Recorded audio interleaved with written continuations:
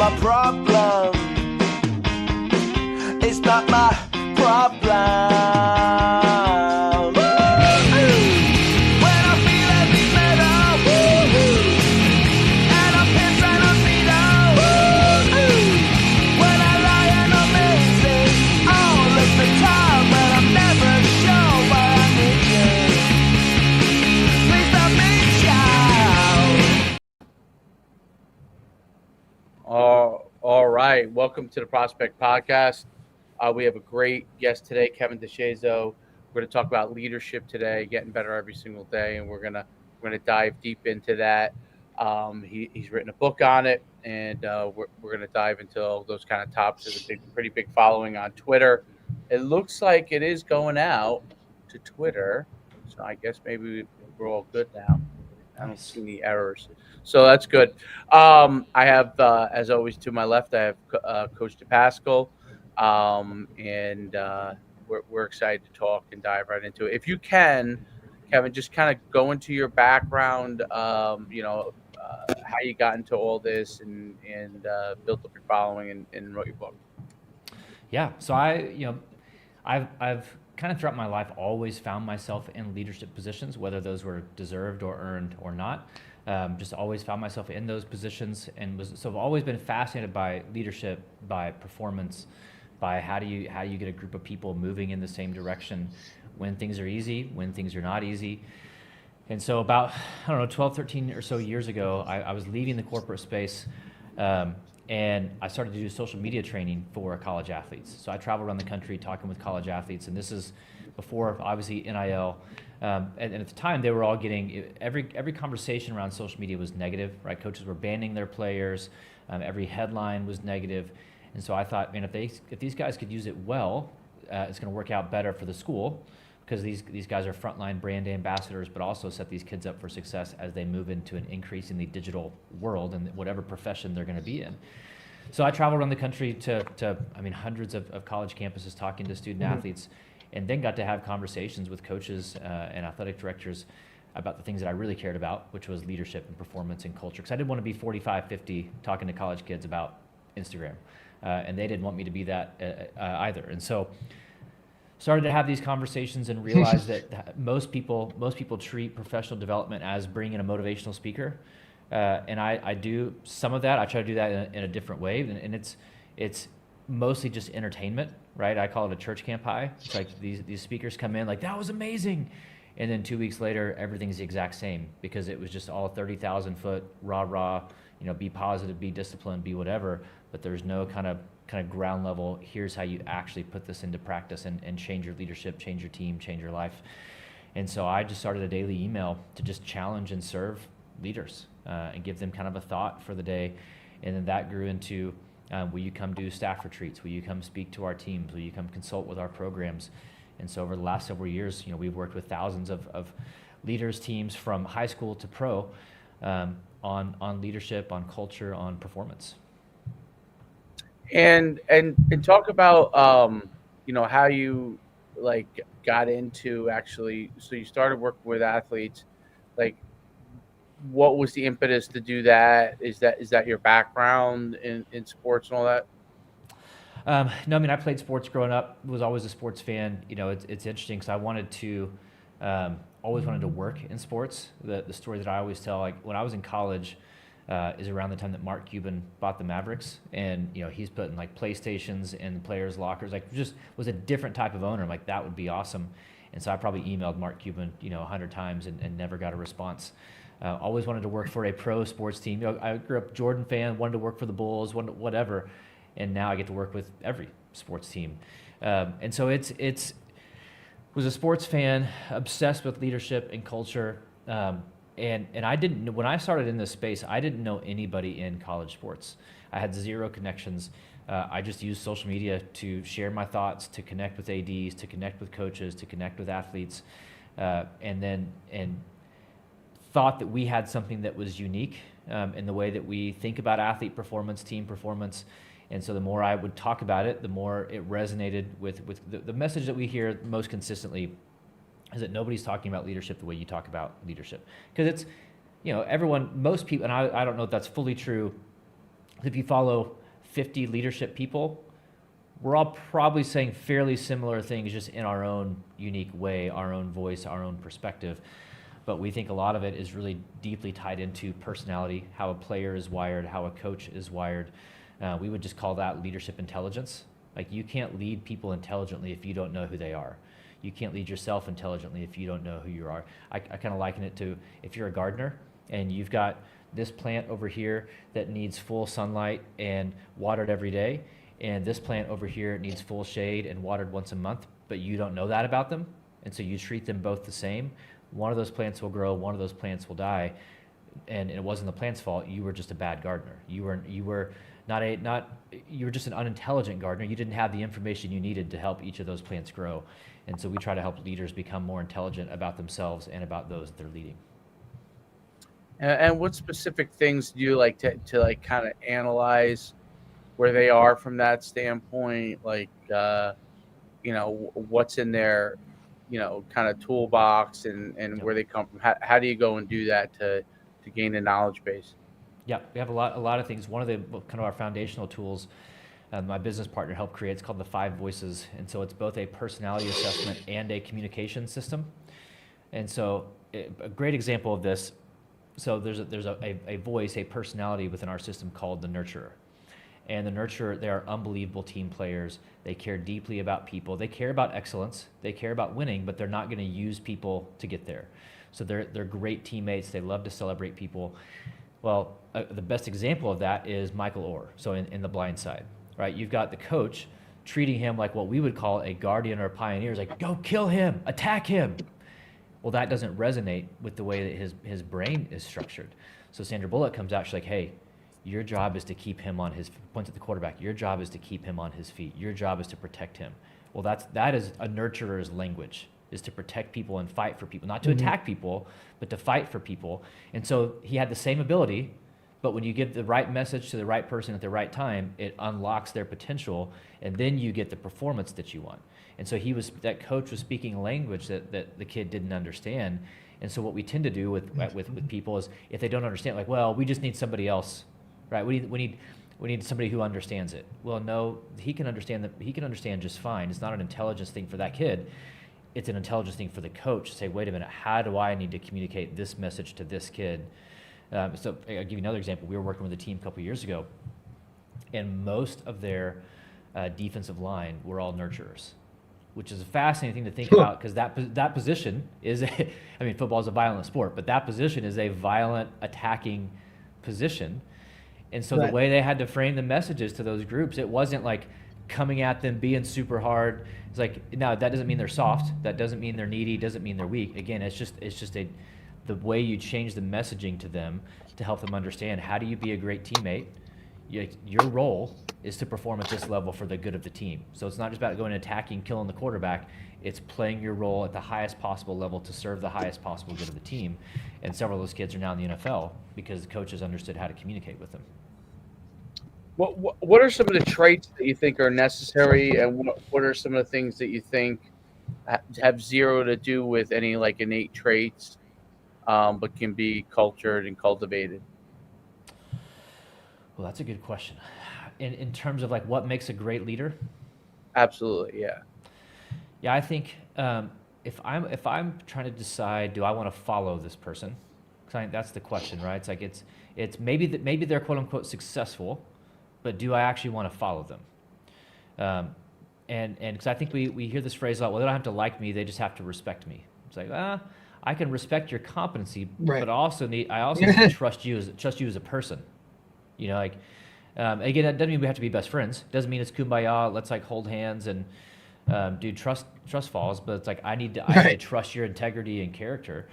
So if I'm looking to say, like, do I want to follow this person? I think number one, the thing I look for most is, do they lead themselves well? Are they consistent with the way they lead themselves? Are they up and down, all over the place? Or are they consistent? Are they self-aware? They know what they're good at. They know what they struggle at. They're working to get better at those things. I think, do they have humility? And it's interesting. When I say humility, I actually use Nick Saban often, and I don't think people would describe him as a humble leader. But what I mean by that is Alabama was different every year, right? They had the standard, they had the process, But it was always like, yeah, we won, but what do we need to do to get better next year? Because next year is going to be different. So to have the humility to say, this process worked this year, what do we need to change? There's a humility with that, as opposed to a lot of coaches, a lot of leaders are stubborn. It's like, no, this is my way and it works. Well, that might have worked 15 years ago. Is it actually the right system today? So do you have the humility to say, there's a better way to do this? And I'm always interested in the best way, not just my way. So I think self-leadership and humility are two very necessary traits. And then I think the ability to communicate. You don't need to be some rah-rah motivational. I think people follow the messenger more than they follow the message. And so can you be a person that people want to be around, who leads themselves well, who are consistent, and knows how to connect with and unlock people? Do you think there's certain skill sets that that leaders have that they need to have innately in order to be able to then get to that spot? Or can guys who haven't, let's say that you got a kid that's been a player and he's never been a leader, right? Let's say he was kind of like more of a selfish player. But then all of a sudden he goes into business, and can they become a good leader? Can they become a person that can lead other people? Or is there, if they don't have certain skill sets, that they're going to be tough to put into a leadership role or be able to learn what it takes to be a leader? Absolutely. So I think yes, or yes, but I think anybody can become a leader if they want to become a leader.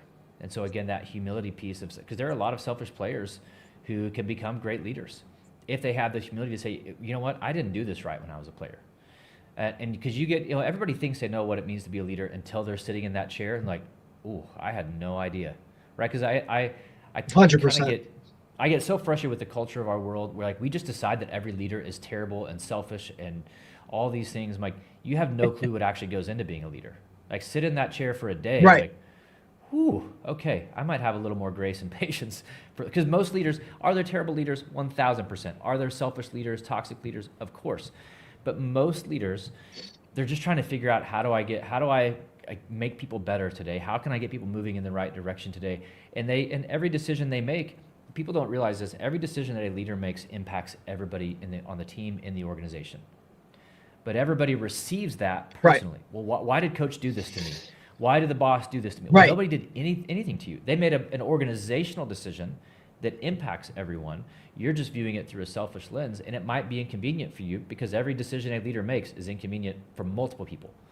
Because no decision is, right. Even the right decisions are not convenient for everyone.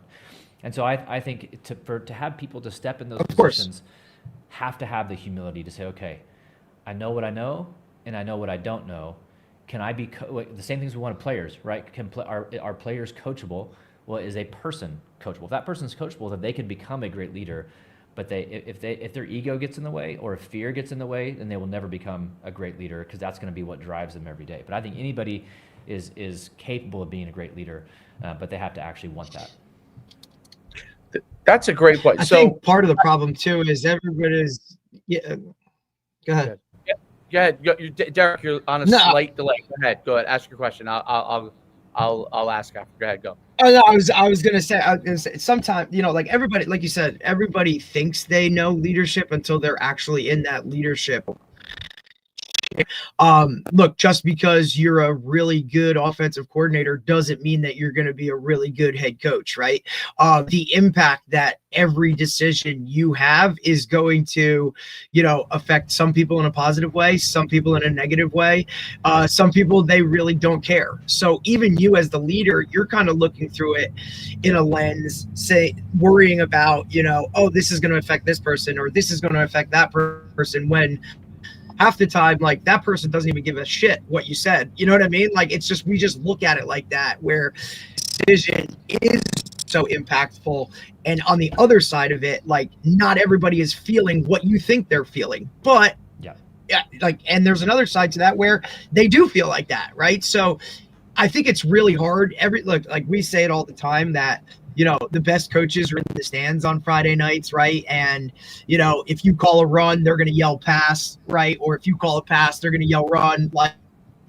there's no ifs, ands, or buts about what it takes to be a leader and how hard that really is. But I think the key part to all of it is look, be a good leader and make what's the right decisions for the good of the group. Well, you're not going to be everybody's friend. That's for sure. You're going to have to make some really tough decisions, have some really, really hard conversations. And look, those are the leaders that you respect more because they're willing to tell you that hard truth rather than just kind of go with the flow. Am I right in that kind of outlook on things? 100%. I think, leadership today, the last 20 or so years, we've moved so leadership forever was, I'm the boss, I don't care what you think, do the job, like just get it done. And there's good and there's bad from that, right? People can perform at certain levels, but there's also people are getting used and abused and burnout. We've moved way over, we've swung the pendulum to the complete opposite side of like, I need to be your friend. And I need to be your counselor and your therapist. Right. I need to make you happy. And it's like, no, like leaders, again, the problem with leadership is you are constantly disappointing people. And because nobody has the access to the information that you have, nobody has the burden of the decision that you have. Yep. And so to say like, my thing is, for leaders, they don't have to agree with you, they have to trust you. I don't need you to agree with me. Mm-hmm. I don't need you to, because you don't know what I like. I'm going to try to communicate the decision the best I possibly can. But at the end of the day, it's okay if you don't agree with me. I get it. Because consensus is not going to happen. It's just an unrealistic expectation. And so to say, hey, I get it. You don't like the decision. I understand that this might be inconvenient for you. But do you trust me? Do you trust my character? Do you trust that I'm actually making decisions that I believe will benefit the whole team, which ultimately will benefit you, even if it's a short-term inconvenience? Do you trust my character? Do you trust my intent? And I'll give you a quick real story about that. I was working with a client one time, and this is on the business side, and a CEO had kind of bought out his other partners, and one of their senior level directors, I was meeting with them monthly. They're like, man, I was like, do we need to talk about some of the decisions that have been made? I said, I don't have all the insight, but do we need to just process that as a group? And one of them's like, I don't know if I trust him anymore. And I was like, well, that's a heavy thing to say about someone. Like, I don't trust them anymore. And I said, do you mean you don't trust him, or you don't agree with the decision? Right. Like, do you mean he's a bad person? Like, he doesn't have integrity? She's like, oh, I think he's unbelievable. He's a great man, great person. I was like, okay, so you just disagree. Great. Let's be clear, because that's a very different thing. Right. And I said, okay. I said, well, you disagree. That's fine. Like, there's nothing wrong with disagreeing. Healthy teams, healthy cultures disagree all the time. If you're always in agreement, you actually don't have a healthy culture. You have people operating out of fear.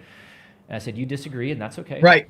I said, but you have some influence. You've been here a long time, so you know him. You have relationships. I said, if I were you, I'd go ask him for some more information. Say, hey, I'm struggling with the decision. Can you walk me through what you're thinking? I said, he doesn't owe you anything.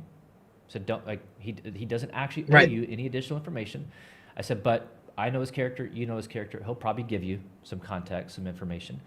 And then you have to make a decision. It's like, okay, do I actually distrust him after knowing more? If you don't trust, then leave. By all means, leave, right? Don't work for people that you do not trust. That is an unhealthy situation. Get out immediately. I said, but if you do trust them, you have to say, okay, what's my level of disagreement? If I vehemently disagree, think this is the absolute wrong direction for the organization, then leave. Right? Because you can't execute the plan if you extremely disagree with it. I said, but if you trust them, but you just disagree, you would have done it differently, then you submit. You say, okay, they're the boss, and at some point, like, leaders are leaders for a reason. We have to defer and submit to their leadership, and then go execute the vision to the best of our ability. And so I think leaders have to be comfortable disappointing people and comfortable with people disagreeing with them, as long as they can put their head on their pillow at night saying, I'm doing the best I can. I'm not leading out of fear, insecurity, ego. As long as they trust my character, they don't have to agree with my decisions. I think also there's a big assessment from leaders that they have to continue to assess their people. So they have to be able to assess who, and this is I think a really, really important skill in leadership. And as someone who's led a lot of different teams, not just athletic teams, but in business, I've run up against it many, many times. And I think it's important as you go through the process to figure out which groups are here for you long term, which groups are here for you short term, which groups of people you might need immediately, but you know that it's not going to be here at all much longer. And and then also know, like, hey, this person is not right for our team, right?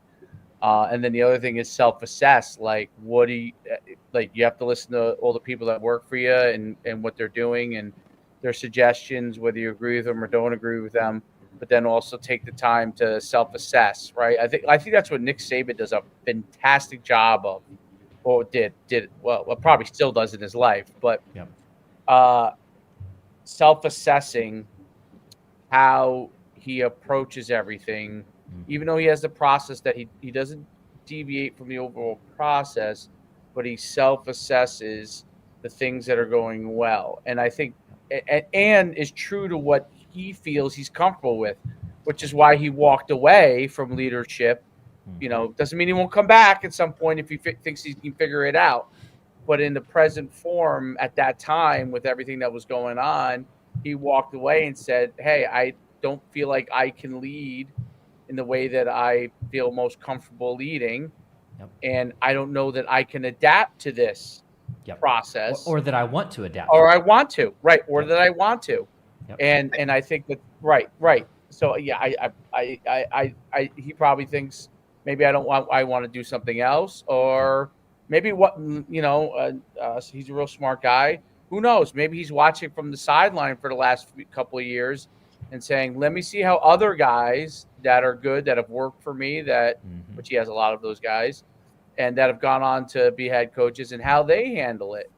And then I can go and figure out whether I do or I don't in the future. So I think that he does, like, from, really good job, because you always see his forward, outward projection of what he thinks others should do in their process as part of being on his team, or how they should handle himself. But I think what he really does a great job of is that self-assessment and figuring out which groups of guys are there. He's had plenty of coaches that are there for a short run, do a phenomenal job, and then they're on to something else. And he knows either they're going to leave or they're not there for long. Then other guys that were there for a very, very long time. And then he had guys like the guy who's the Indiana head coach, who he really kind of had pigeonholed, right, into one area. And that guy had to go figure out that he should go fly on his own, and that's what he wanted to do. But he was kind of pigeonholed into an area. He was very good at it, but he was pigeonholed into an area, right? So because the leader saw him in a certain way, right? So I think that's really an important thing that leaders have to be able to do, and it's a very difficult process. You make, obviously, mistakes along the way.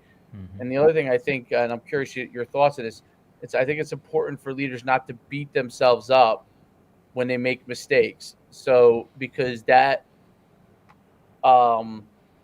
begins to self-assess is important, but beat yourself up doesn't allow you to move forward. So I'm curious, where leaders, when they fail on something, what are recommendations that you have for them? Because some guys have a hard time bouncing back, and I noticed that obviously in sports you see it so apparently, because it's wins and losses, and these guys are overall probably fantastic leaders. They're just judged every week on whether they win or they lose. You know what I mean? So there's levels to it. But what do you try to help leaders with when they fail at something, and how to move forward? I think the same thing they would say to their players, right? That you always say, it's the next play mentality. Forget the last play, play the next play. Now, it's coaches always say that, but it's also funny how rare coaches allow players to forget the last play and play the next play, because they keep yelling about the last play for the next 5 minutes. And players are like, Coach, I'm trying. I'm trying to play the next play, but you keep talking about it. But I think it's the same thing for coaches, right? The way we view performance, and it's tough because, to your point, in our world, we're judged on wins and losses. And you can be a very good leader with a very good culture and not always have the wins and losses for a variety of reasons. Maybe you just don't have the talent and the resources that somebody else has. And you winning 4 games might actually be maximizing the potential of your team. Like, you could coach your best season, and they may not be a 9-win team. They may be a 4-win team based on that's as good as you can. Now, I think great leaders are also their talent identifiers and their talent developers. So there's certain places have different resources, and there's a lot of factors that go into why coaches win and lose. But we always view performance as learning. So for athletes in a game, okay, you performed this way. What can we learn about your mindset? What can we learn about your preparation? What can we learn about your composure? And now what do we need to do to adapt and practice so that we can go perform better the next time? So it's this idea of like, you prepare, you perform, you reflect, you adapt, and then you start over. You prepare, you perform.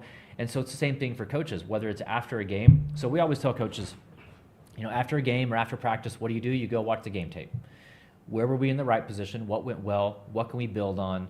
Where were we in the wrong position? What did we not do well? What needs to be corrected before the next time we perform? And so I tell coaches, like, watch your own game tape. How are you on the sidelines? How's your communication? How's your body language? Can you watch how you communicate to this kid who just made a mistake, and then watch his body language for the next 90 seconds?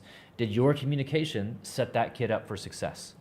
Or did the way you communicate take that kid out for the next 10 minutes? Because now they're full of doubt, they're beating themselves up because you were angry with them. But I think we have to view performance as learning, both in game, but also the performance of leaders just as, to your point, decision making. You're going to hire the wrong people. You're going to recruit the wrong kids. You're going to your point, you may see an assistant coach in this role where they may have potential to be all sorts of different things. You're going to get it wrong. It's like, okay, well, the expectation is not that leaders are perfect. Now, I think the problem is most people think leaders are supposed to be perfect. It's like, no, you're not going to be perfect. You're going to make mistakes all the time, just like your players, just like your staff. The question is afterwards, okay, why did I make that decision?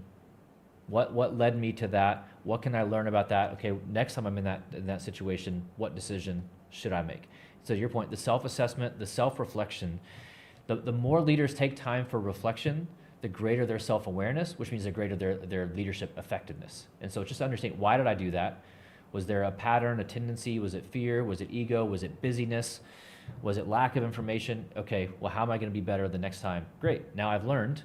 I don't need to keep dwelling on that mistake, because it's not, like in our own home, I've got 3 boys, 9, 14, 16. If you have a bad day, you screw up, you fail, whatever it is, we have a 24-hour rule. Great, you get 24 hours to whine about it, then get over it, because nobody cares. Like, it's over. You thinking about it isn't going to change it. It's already happened, so now let's figure out what are we going to do today. So same thing for coaches. Like, stop dwelling on what happened, learn from it, and then move forward. I think, yeah, that's definitely an important thing, and that's as hard as players are on themselves. You're right, coaches and are much harder on themselves. Now in the business world, it's less of an direct issue, as far as like, because there's not always a win or a loss that's like that stays with you in the same way. But that's an important thing, being able to move on, and I think dwelling and becomes more of a detriment to you. I'm curious about, like, so you familiar with the Peter Principle? So people go up to certain levels and then they get stuck, right? Or they get to a level and they fail at that level and they never get back to that level again for whatever reason. Maybe they don't want to, maybe they didn't like it, maybe they just don't feel they could do it, or maybe they don't get a chance. Well, who knows? Multiple different things. And then there's guys like Lane Kiffin, I use as a great example of this. Rose really quick, was like Mr. Boy Genius, failed flat on his face, was kind of outcasted, failed a couple of times, 3 times, I think, in my estimate, 3 times. So Raiders left Tennessee, didn't really fail, left Tennessee, which just kind of made it worse right after 1 year.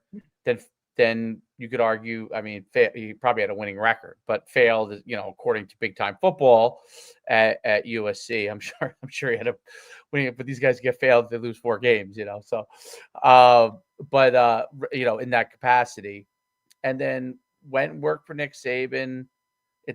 They were not guys. They talk about it openly, that really saw eye to eye, but he respected and learned a ton of things from him, and then slowly resurged to where he's in a situation now where he's built the program, right? and who knows where he goes from here. But I use him as an example was because I feel like when I look at his career, he's a guy that looked like in the beginning, if you watch him, was trying to do what people thought should be the head coach and act like what he thought should be the head coach. And then when he kind of worked for Nick Saban, who is obviously drastically different than him, he realized that he had to be who he was as a head coach. Take the things that helped him. Like he said, Nick Saban helped him with structure. You know what I mean? He really kind of hates structure, but like Nick Saban helped him with it. How do you organize the program? How do you organize things so everything stays on that? And then applied his own personality to things. Because, you know, when you watch what I see people talk about him at Ole Miss, they say like, you know, Lane Kiffin hates practice, meaning he's trying to do what he has to do, get everything done, and is not not there all day long. Doesn't feel they need to, right? So, what are your thoughts with that? So I use that example because that's an example of a guy who kind of failed, had to go back down and research. He's an example of a guy who went back up and above and is achieved. There's a lot of people who get to their level of failure, the Peter principle, and then they never get above it. What are your thoughts on that?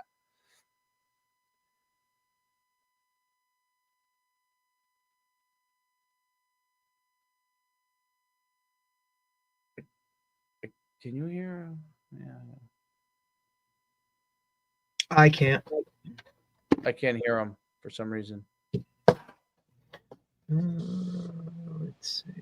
Can you hear me now? Should be able to. Oh, there you go. There you go, Kevin. Sorry, my microphone's been having issues, like dies halfway through or just disappears.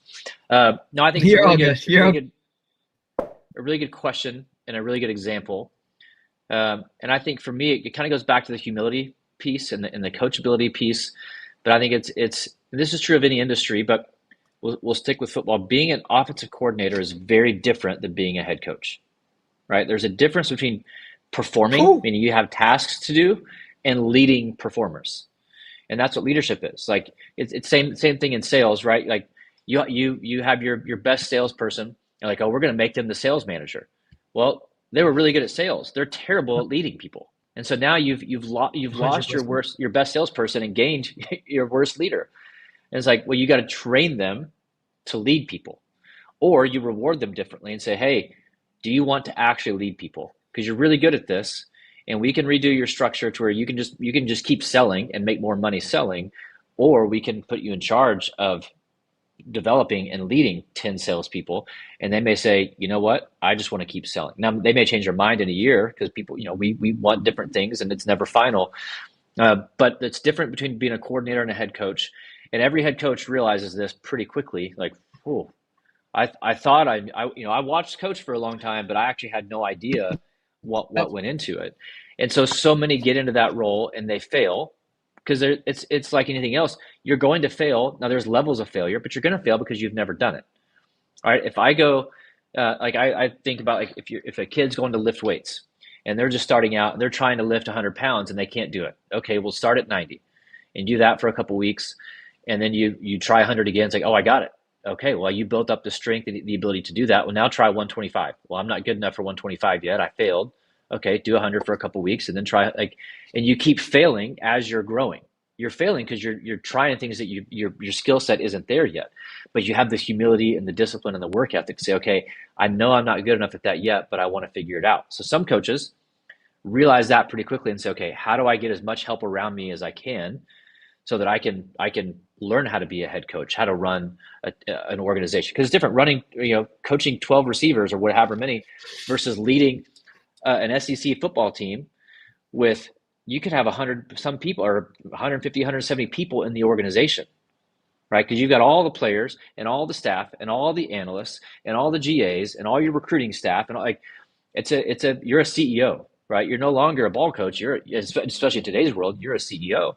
And so I think some get in that position and they fail and they learn kind of on the go. They say, hey, I need help. Some people like Elaine, they get knocked down a peg or two. It's okay, I need to go learn under someone who does it really well. And your point is spot on to say, Lane, and so many coaches do this terribly, Lane Kiffin cannot be Nick Saban.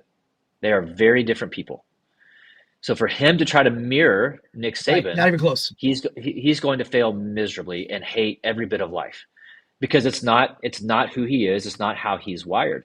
And so you say, okay, what does Nick do well? How do I do that? As you said, how do I do what Nick did well in my way? How do I take his structure and put my personality and my perspective on it? Because I can't just mirror it, because we don't operate. We're not the same person. We don't operate the same way. Ren Baker is the athletic director at West Virginia. He tells a story. He was on Eddie Sutton's staff at Oklahoma State 20-some years ago as a GA, and then was coaching NAIA basketball at another school in Oklahoma, and was just really struggling. So he called up James Dickey, who had coached at Texas Tech and Houston, and he was on staff with Eddie Sutton. He said, Coach Dickey, like, I don't understand. Like, I watched Coach Sutton. Like, I'm trying to do what he did. Like, it's not working for me. And James Dickey goes, Ren, did you ever stop to think that maybe you're not Eddie Sutton? He was like, right. Oh. He goes, that was the most freeing advice I ever got. It's like, no, I need to lead like Ren Baker. I need to coach. I understand Coach Sutton's principles, but I got to do it my way. And too many coaches try to just copy and paste, and it doesn't work for a variety of reasons, whether it's personality. Even if you have similar personality, you're in different places, different situations, you're leading different people. And so I think some do that, and some get in that role, and they're a head coach. It doesn't go well, and they say, you know what? I think I'm just fine being a coordinator. I can do this the rest of my life, and that's okay. They don't want to learn. They did it. It's like, I don't love that role, because I think and they're still a leader, but it's just a different level of leader. And we have to realize, like, being the leader is not what everybody wants, and it's not where everybody should be. Everyone's capable, but not everyone should be there. And to have that security, like to be so secure in yourself to say, nope, I'm going to be the best OC in the country, and I'll be thrilled with that, because I'm going to get paid well, going to have a lot of fun, and I don't have the pressure and the stress of, I love coaching ball, I love developing kids. I get to do that as OC, DC, whatever it is. I don't get to do that as much as a head coach. I don't want to learn the skill set of that role. No doubt about it. Right, Kevin. And I also, it's part of, people always fit into a category too as a coach, like, oh, you know, if we stay on the top, if we stay with football, right, like, oh, you're a high school coach, well, okay, that means that you also want to be a college coach, or you want to be an NFL coach, right? Like, some people don't have those aspirations to be that. Like, they understand, like, hey, I love coaching where I'm at, or hey, why didn't you go and take that bigger job, or that quote unquote on paper or in social media the better job, right? The bigger job. Like, that's not what some people want, right? Like, I like where I'm at. I know the role I am.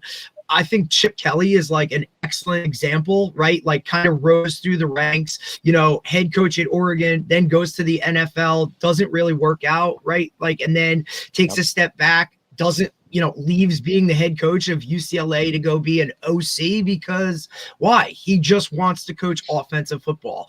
And now you see him, okay, college again. Now he's back in the NFL. Like, he understands the role that he wanted, right? And a lot of people will kind of look at it like, oh, well, you failed this or you failed that. Well, isn't this all just a process of finding who you are individually and how you can maximize whatever it is that you've been put on this earth to do, right? So he understands, 100%. Like, I'm the guy that wants to be boots on the ground, right? Like, I want to be in that offensive meeting room, scheming up plays and calling plays on game day, where as a head coach, especially, you know, look, you're talking about Oregon as one of the biggest programs in the country. And then, you know, the Philadelphia Eagles, whose fan base isn't, you know, like, they're not going to tolerate much nonsense or whatever. Like, I don't want to do this. I want my passion is be in the actual football world, not having to worry about all of the other fires that come across my desk on a daily basis. Like, no, how do we scheme up how to beat this team and this defense?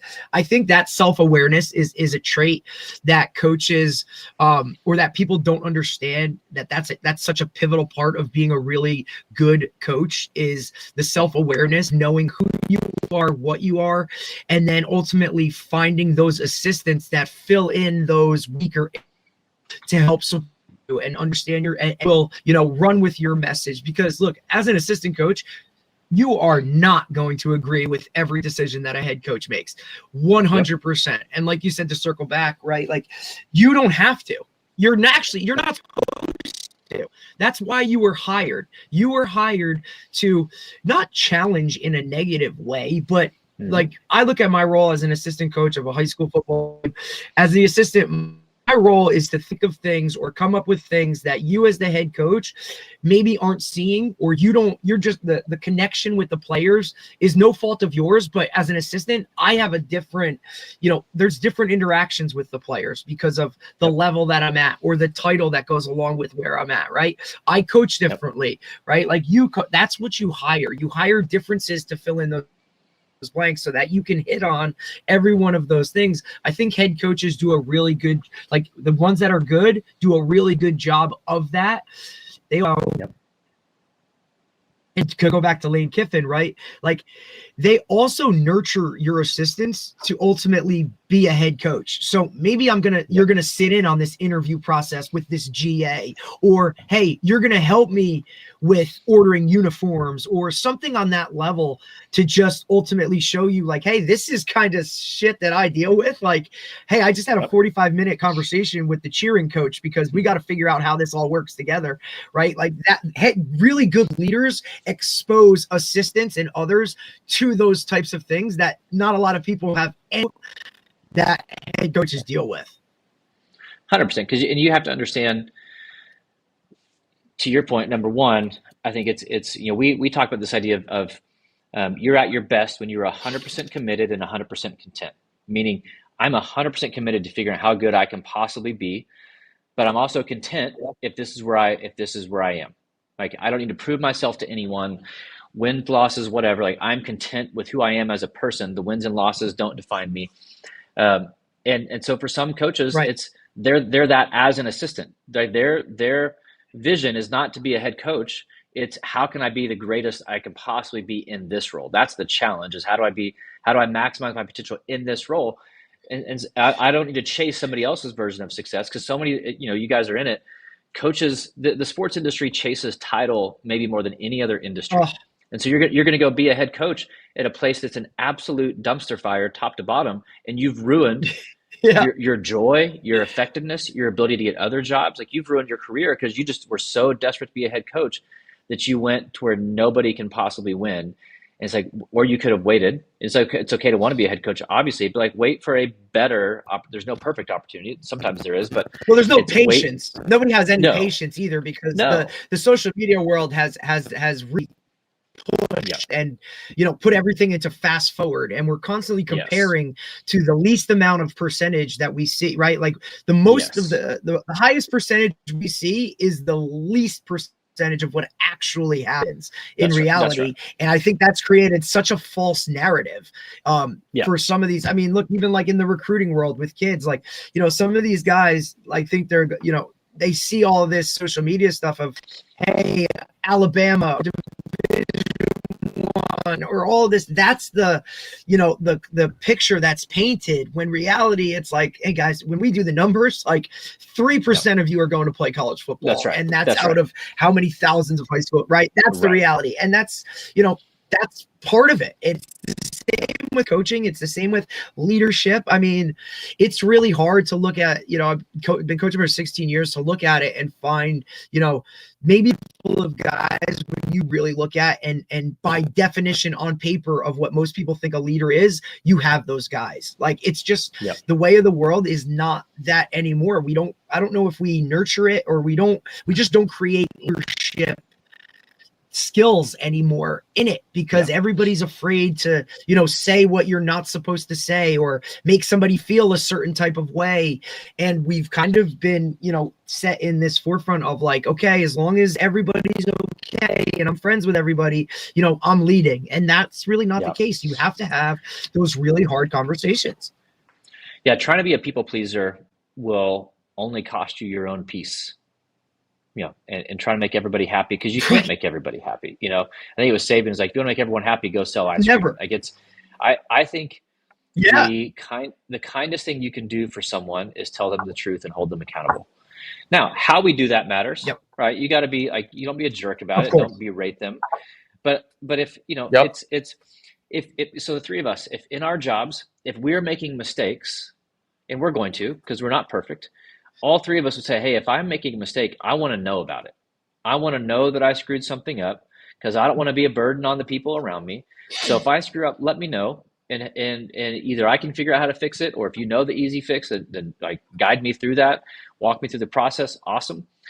And most people feel that way. If you talk to any kid, you're like, hey, if you're screwing up, or any staff member, assistant coach, whatever, hey, if you're screwing up, would you want me to let you know, or would you want me to just let you keep doing that? And you just keep making things more difficult for the team, and you're losing influence, and the team's like, I don't know, I want to know about it. Okay, well, that's called accountability. And so you are going to screw up because you're not perfect. I know you're going to screw up. I expect it, not because I have low expectations of you, but because I'm a human and you're a human. I know how we operate. And so when you do, I'm going to challenge you. Say, hey, here's the standard. You're operating down here. Not mad at you. I love you so much that I'm going to tell you the truth, and we're going to figure out a way to get better. And because the problem is we don't hold people accountable, and then eventually we fire them or we bench them or whatever. And like, well, what do you mean? Well, you keep doing this, and this. Well, why didn't you tell me that? Well, I didn't want to hurt your feelings. I didn't want to. And it's like, if you know somebody's doing something wrong, again, that doesn't have to be some ethical thing. Like, if you know they're living below the standard and you don't bring it up, their failure is your fault. Their failure is now your responsibility because you could have had a conversation. And then the other side of it is we have to be have such humility and security to be able to receive that accountability, because most people, you hold them accountable because they'll say like, no, I want to know I made a mistake. Well, then we hold them accountable. Well, why are you being such a jerk to me? Why are you being a bully? Why are you being toxic? Yeah, and they get all salty. Yep. Yeah. And it's like, okay, what you've just They take told it so me personal. is you don't want to get better. That happens in my estimation more often than not in today's world. 100%. Oh yeah. I could think of very few instances where guys handled it well, and usually what's happened is they do exactly what you're saying. They yell back at the leader and say this, and this, and there are two things that are really important. One, I think, and I'm curious your thoughts on this. One, I think, is that when you have a conversation with someone that works with you or coaches with you or plays for you, and they have a gripe and they air their gripe, and then you explain to them what the path is, or you explain what your thought process was, whether it was good or bad, right? This was my thought process. I'm not saying you agree with it. You may disagree with it. And they don't handle that well. If they can't take coaching, it's going to be a very difficult path for that person within the organization. And in life. And one of the other things, it's just like players. Yes. So one of the other things I think that leaders sometimes struggle with, like you talk about with that conversation, is they sugarcoat certain things. So you want to be kind in your conversation, but you don't want them to believe that if you think what they're talking about is wrong, you want to recognize how they feel and then say, hey, this is what we're trying to do. And if their feelings, because I've dealt with this, until I coached youth sports, because I was a high school coach for a long time. I wrote a book on leadership, and I coach high school programs. I've had a business for 20 plus years. I worked for other people at a very high level at a very young age. Played football, obviously. So I've seen a lot of different things. But what happens is when somebody gets feedback and they say, this is the number one thing. This is how I feel. Meaning, you told me your side, I told you my side, and then they say, but this is how I feel. I know that there's a problem going to be going forward because the feelings are driving the decision-making process, not actual possible facts, nor the ability to get better, right? Yep. So if I said something to you and you didn't like it, and you said, well, I don't like, I disagree with you. I said, well, this is how I'm thinking about it. And you said, well, this is how I feel. It doesn't matter what your explanation is. I think that that's going to be a very hard process. I think it's a better process when they say, this is how I feel, but I understand where you're coming from. What do I need to do? Yep. That's a different conversation. And the reason why players that played for me talk like that, or even assistants that I've coached talk like that. But when you coach youth kids, their parents are way more entrenched in feelings. Yeah.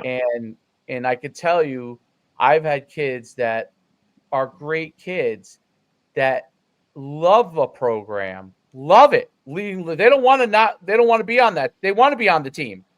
They still want to be on the team, but the parent feels a certain way so vehemently.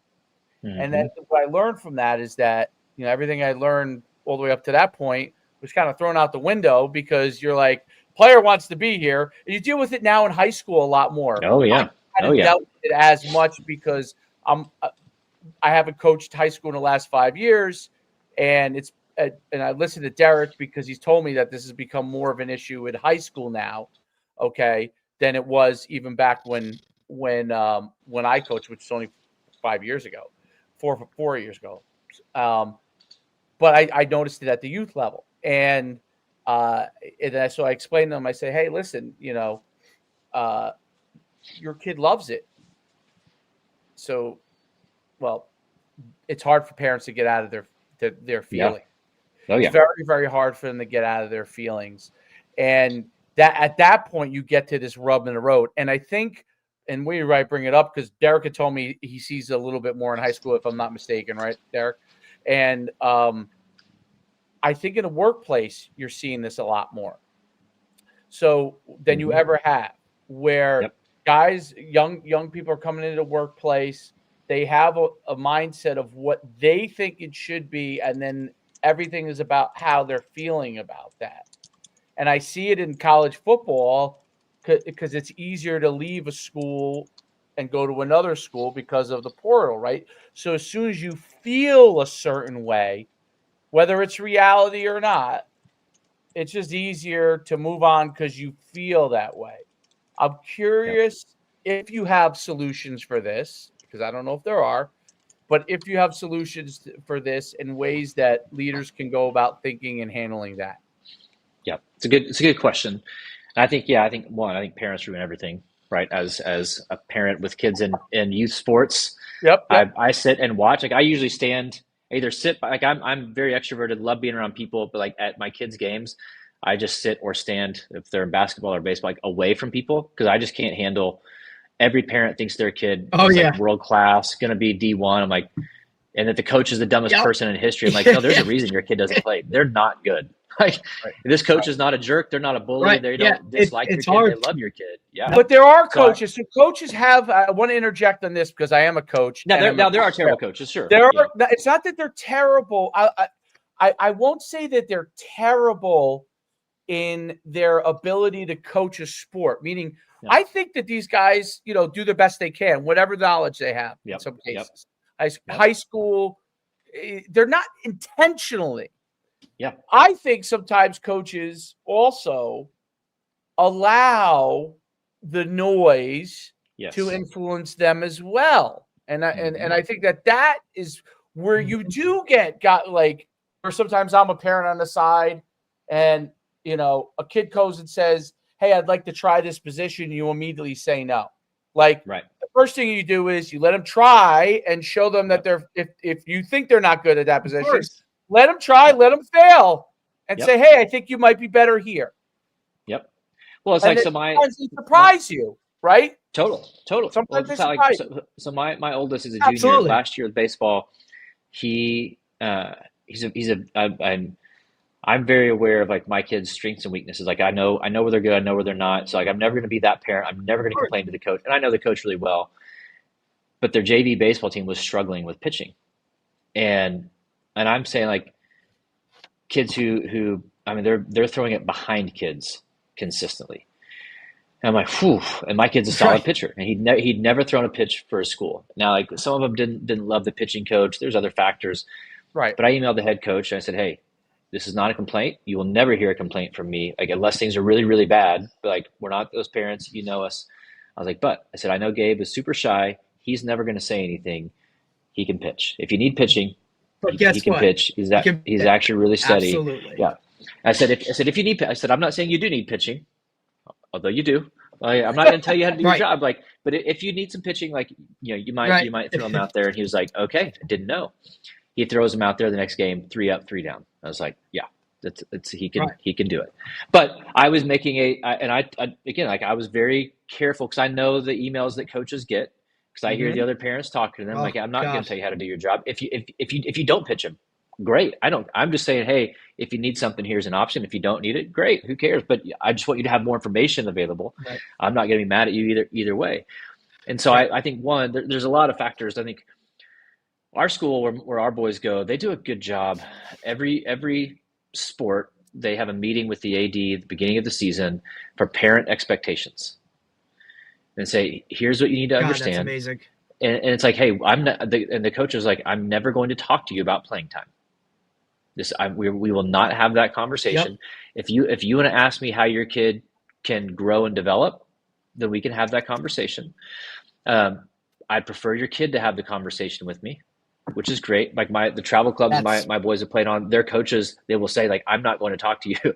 Your kid has to be, if they want it, they got to ask for it, which I love that. Now they're like, if your kid's 12, 13, okay, they're in middle school, like there's some age expectations. And they'll say, hey, if you do have an issue, so we have a tool that we use with teams to eliminate gossip, and it's just called go to the source, right? When you have an issue with if I have an issue with one of you, like the other one's not going to solve it. It's just me and you. Now I may go to the other one and say, hey, look, I have this issue. I'm not trying to gossip to you.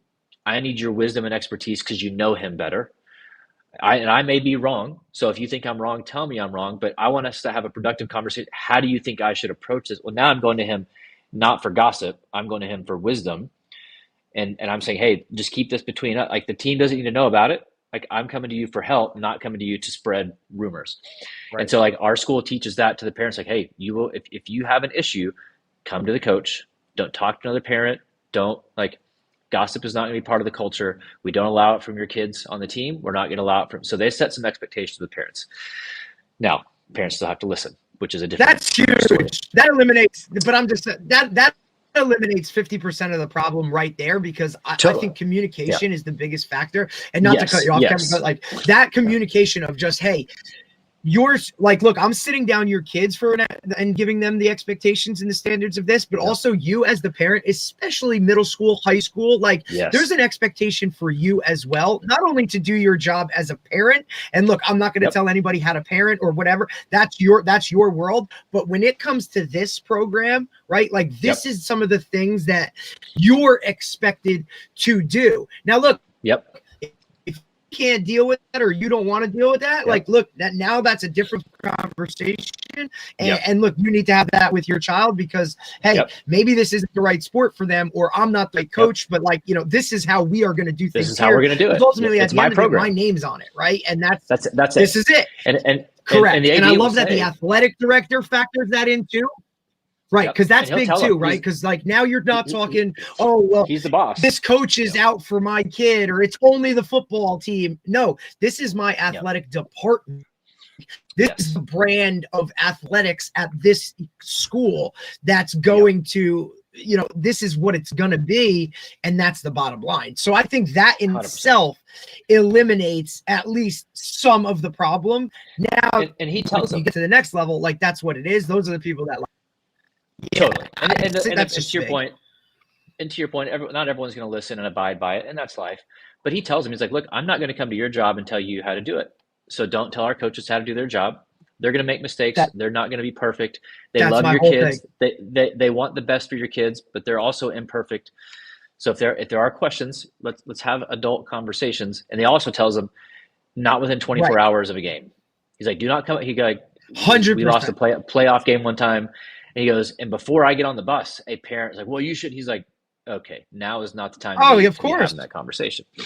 But I think too with kids. Look, I got it this year, Kevin. Look, I got it this year coming off the field post game after a 36-0 win, right? Like that, you know, and athletic. And look, it's the athletic director walking next to me. So it's not like that created any sense of like, hey, I'm not going to do this because the AD's here right now. I mean, we're talking like minutes after a game ended of a win, right? So that culture in itself needs to be set. The standard needs to be set for what it is. And just, I think just setting that openly in person, right? Not through an email, not one of these mass, you know, text messages that everybody gets for what time practice is. Like, no, this is the first meeting of the year, and this is what we're talking about.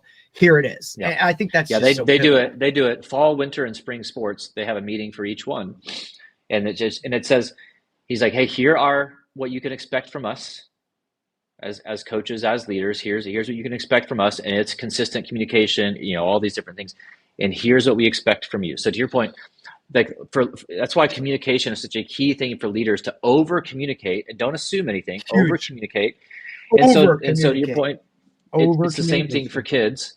I think telling kids day one, hey, we are going to have a culture of accountability. I'm not here to be your friend. I am here to be your coach. I want you to like me. I want you to trust me, but I'm going to have to tell you some hard things sometimes. It's not just about the sport. You're going to have to learn this in life. Like I always tell people, my kids, if they learn nothing else in our home, by the time they leave, they need to learn resilience, because the world's going to kick you in the face over and over and over and over again. And you got to learn that at 15, 16, 17, 18, not 30, when you have everything to lose. You know, your family, your career, like you got to learn that at a young age. You got to learn how to be coached and how to be held accountable. And so we told all of our kids, hey, we're always going to take your coach aside unless they are demeaning or degrading you. If there's a reason, which is also, I think, is something that nowadays it's so different, right?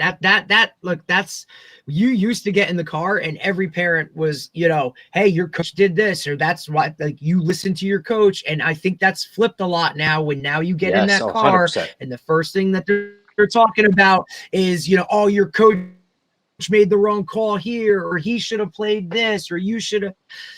That's so different. It's in the world of teaching as well, with education. 100%. What that teacher says goes. Like, you see a lot of parents now siding the other way, and that's really hard for a kid. They don't know which way to go. You know, ultimately, of course, they're going to side with a parent. You know, in terms of that, because that's their provider. That's their you know, that's their, you know, that's just where it is. I think where you brought up is really good, in that a lot of coaches do fail in the communication aspect of it. So a couple things that I think are important with coaches, and in business, it's way more of an issue, by the way. 10 times more of an issue, because you task orient most people in your business. You very rarely strategically orient anybody. And when people are doing tasks, they could get just kind of lost in the tasks and completely get, like, you know, stuck in a rut and never get better, or get disgruntled because they feel like they're stuck in a rut. And it's much more task oriented, where sports, even when guys have task roles, they're a little more strategic oriented in what you're trying to do overall for the team. Even assistant coaches are thinking about, hey, we want to get this kid better for next year, or blah, blah, blah, whatever that. But I think that communication aspect is important. One of the things I learned, I think over communication, a good amount of communication is good. Silence is also good. Because it sends a message.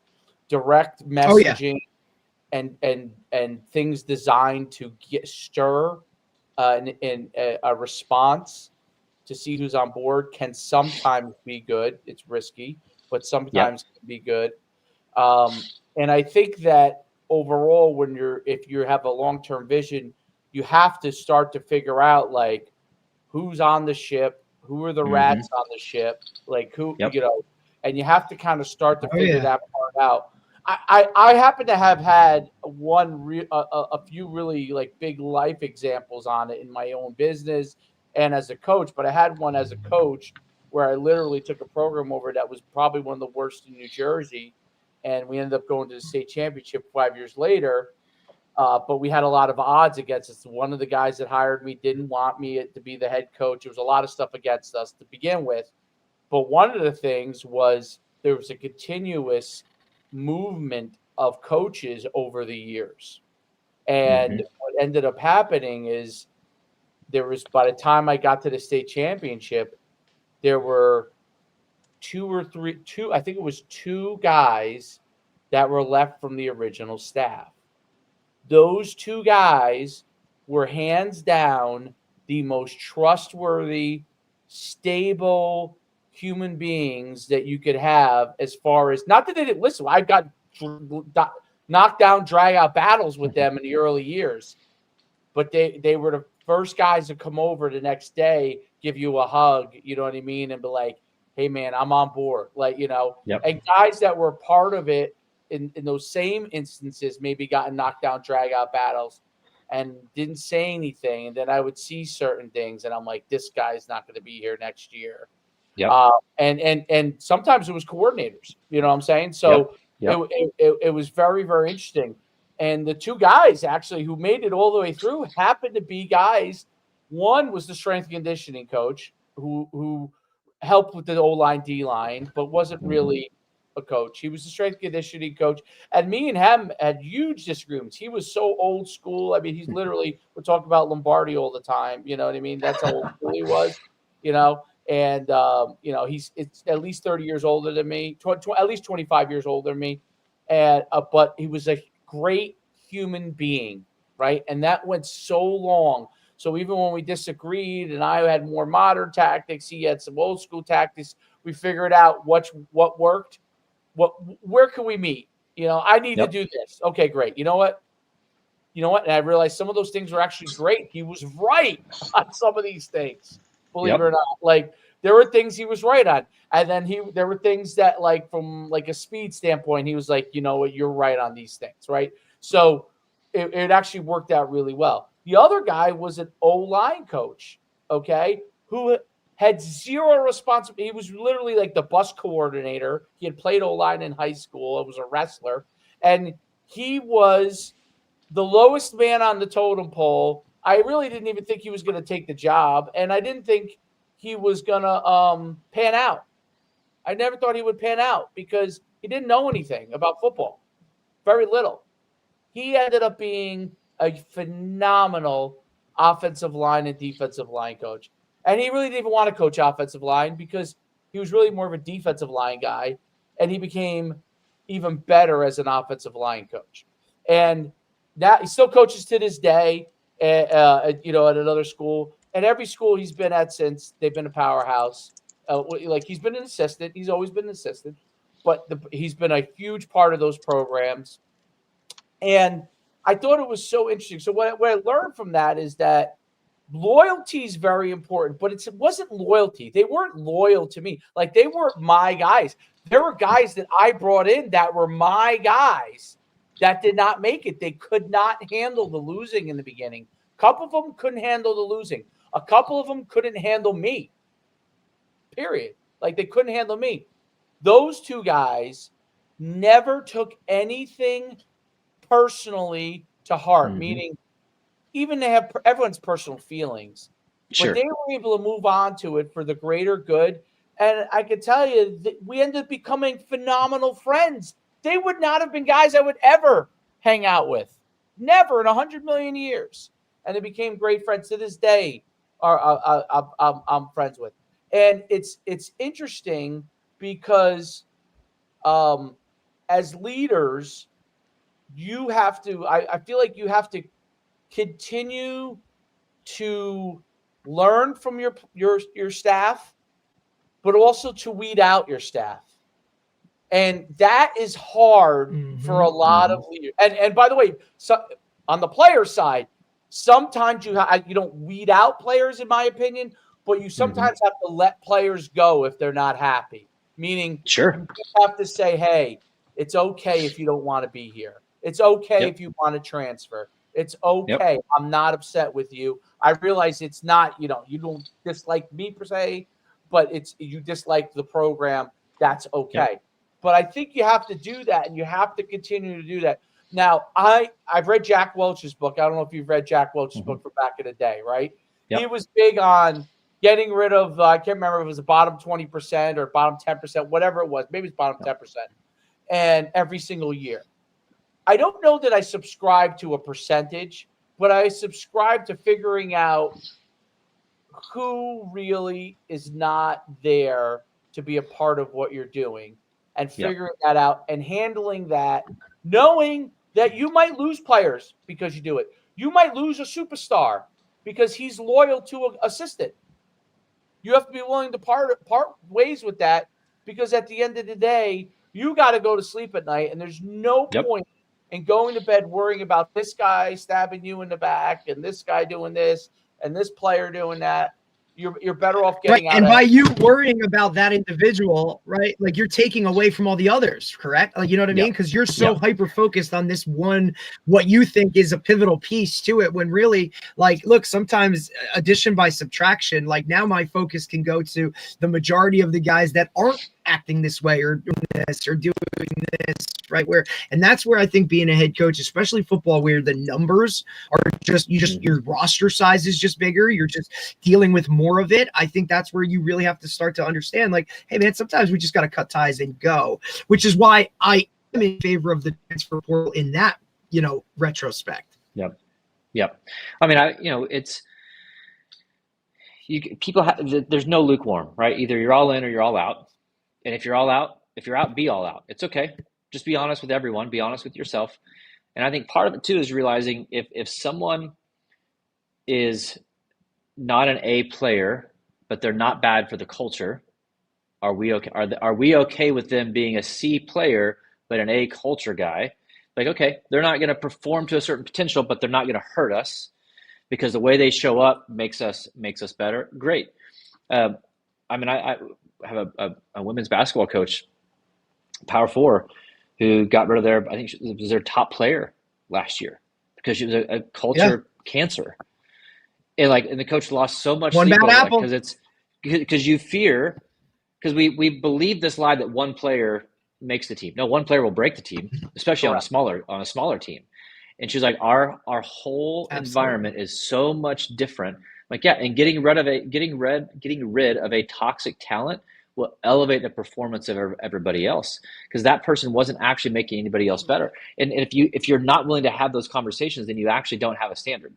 Your standard is what you allow. And if you allow a different standard for a high performer to be lazy, to be entitled, to be a bad teammate, then you don't actually get to hold anybody else to a higher standard, because no. You're allowing that. So you actually can't hold me accountable to anything. If that person's not held accountable, then I'm going to do whatever I want to do. You've now set a new standard, but to have the guts and the courage to say, okay, this is one of our best players. I'm willing to risk losing them if they don't want to buy in. If they're going to reject my accountability, if they're going to reject our vision and say, like, hey, this program's not for me, then okay, because they're just a player. I can find another player. This season may go how this season goes, but long term, and if that ends up getting me fired, I'm going to put my head on my pillow at night with peace, saying, yeah, I did the right thing, not the easy, convenient thing. I didn't chase wins for the sake of my own soul or integrity. Like, I preached standard and coached the standard and actually held that standard. And if that's what gets me out, then so be it. But I think so many coaches, I mean, this industry, it's a fear-based industry. Everyone's coaching afraid of losing their job, afraid of what donor is going to say, afraid of what parents are going to say. Well, fear is a pretty bad boss, I think that's a really great point. I think what's the willingness to, when you have the willingness to just hold the standard, it's amazing when a guy who you think you spent all this time on decides to leave you. Okay. You're always surprised. Coaches are always surprised, but they don't realize that there's another guy that's been waiting in the wings that might be a B. If your other guy was an A athletically and this guy's a B athletically, but he's been waiting on the wing to get his opportunity, and then gets the opportunity, and that guy's all in. And maybe he doesn't have the A athleticism. I mean, maybe he has the B athleticism, but he becomes an A+ character, an A- player, and overall you can trust him more. And I think down the line that player will make at minimum as many plays, and you have less of a headache. Maximum more plays, and the other players on the team will enjoy the team a lot more because they're not looking and saying Absolutely. exactly what you say. Oh, we gotta wait for this guy. This guy doesn't give the effort, but yet he wants the most amount of balls. And I Yep. think that part becomes really, really a difference maker down the line. Now, I get it how a lot, especially at the highest level, a lot of those guys don't get that chance to then, they coach it, college coaching or pro. You might get fired before you actually get a chance to even Right. infuse that culture in the right direction. Yep. But you have to be willing to take that risk because, again, you can sleep at night knowing that you made a move that will help you sleep a lot better. And the truth is, I always think that there's a good chance that player will be happier somewhere else. And if he isn't happier at the next place, it's obviously on that person. So, well, Kelvin Sampson always had a phrase, said, same player, different zip code. Right. He goes, if that kid's a problem in Houston, he's going to be a problem at Oklahoma, or he's going to be a problem at kid. Now, sometimes, to your point, that kid just does need a different environment, and sometimes that's a real, that's a very real thing. And that kid in a different environment is going to grow and thrive.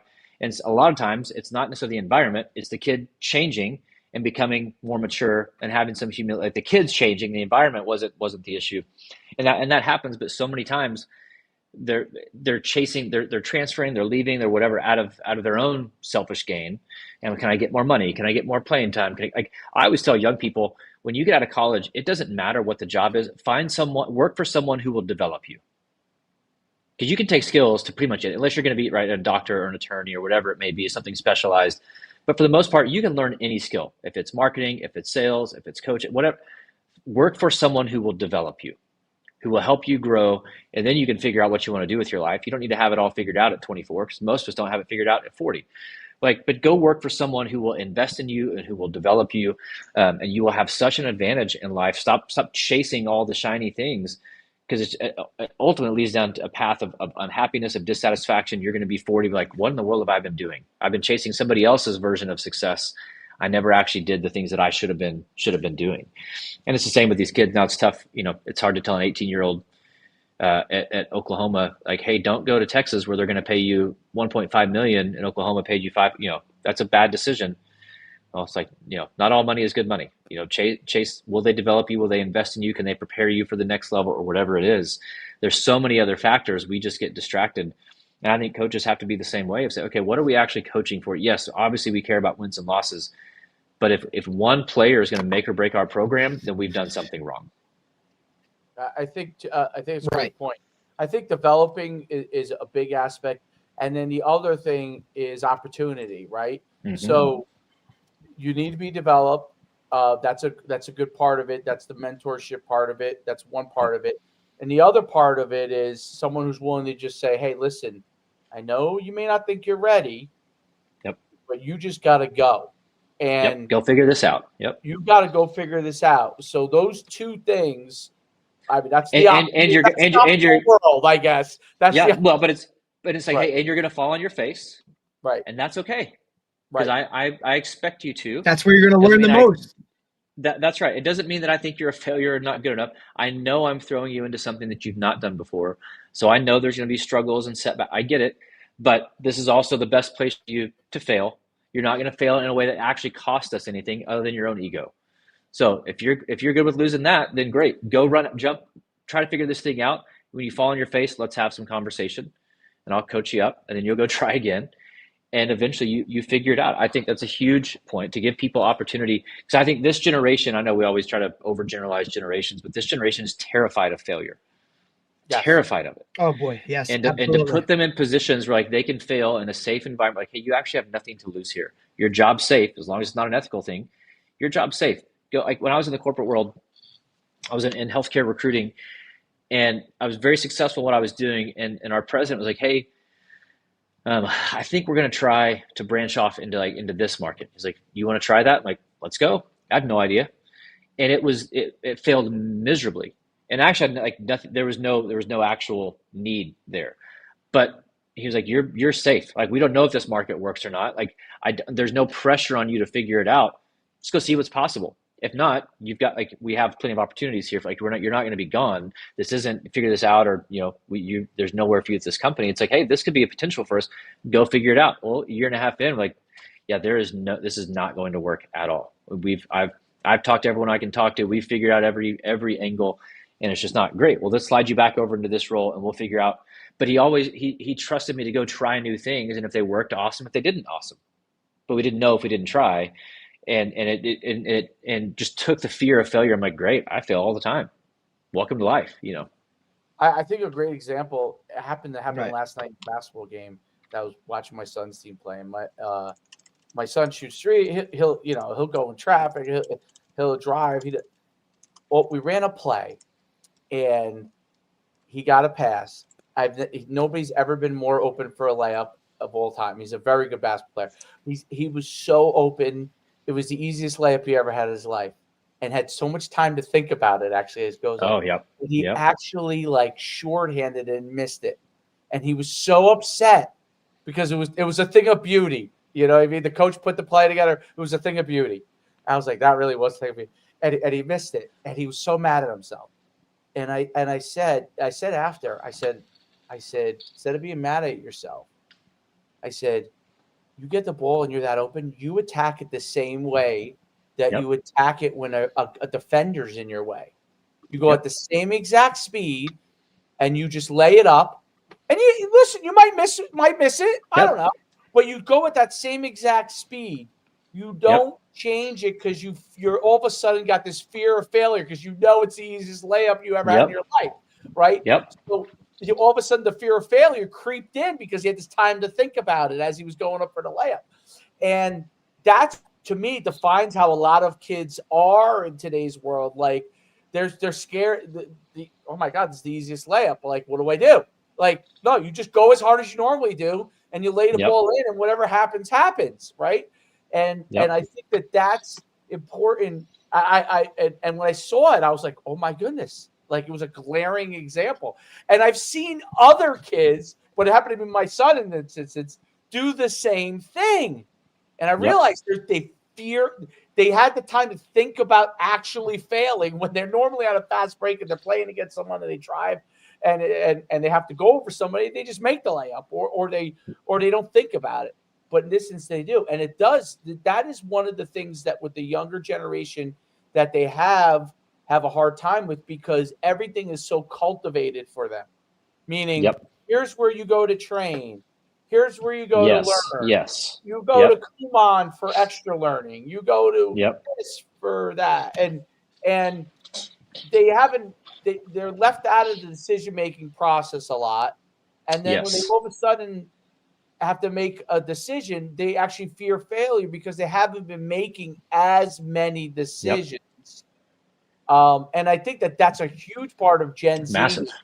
Gen Z. I don't know what you call the next generation after that, but huge part of Gen Z.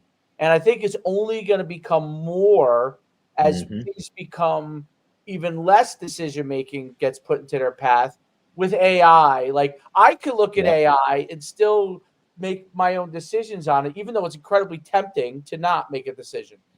I think younger kids, why should they even look at it and make a decision? Right.